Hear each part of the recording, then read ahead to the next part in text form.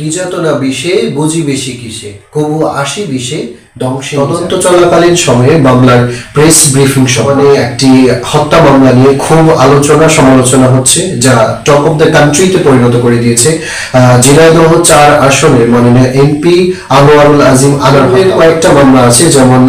বুয়েট ছাত্র আবরার হত্যা মামলা, তাছাড়া রয়েছে নুসরাত হত্যা মামলা, এছাড়া ফেনীর যে উপজেলা চেয়ারম্যান ছিলেন তার হত্যাকাণ্ডকে ঘিরেও মনোনীত মিন্নি বনাম রাষ্ট্র 39,470 মামলায় হাইকোর্ট ডিভিশন যে নির্দেশনাগুলো দিয়েছেন সেগুলো হচ্ছে এই যে প্রেস ব্রিফিংটা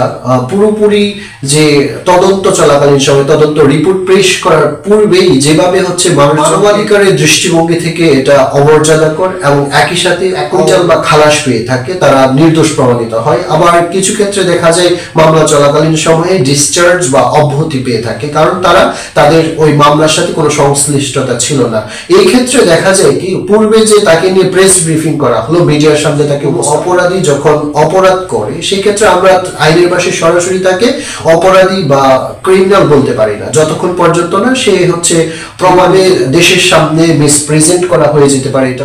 সংযোজন বিয়োজন হতে পারে। তো এই ক্ষেত্রে জনমনে পরবর্তীতে চাঞ্চল্যকর একটা বা প্রশ্নের সৃষ্টি হতে পারে তদন্তের নিরপেক্ষতা নিয়ে। সো আমাদের একদম তদন্তটা কমপ্লিট হওয়ার আগ পর্যন্ত আমাদের উচিত নয় যে কোনো আইন শৃঙ্খলা রক্ষাকারী বাহিনী অথবা পুলিশ র্যাবের কর্মকর্তারা এটা মিডিয়ার সামনে প্রচার করা।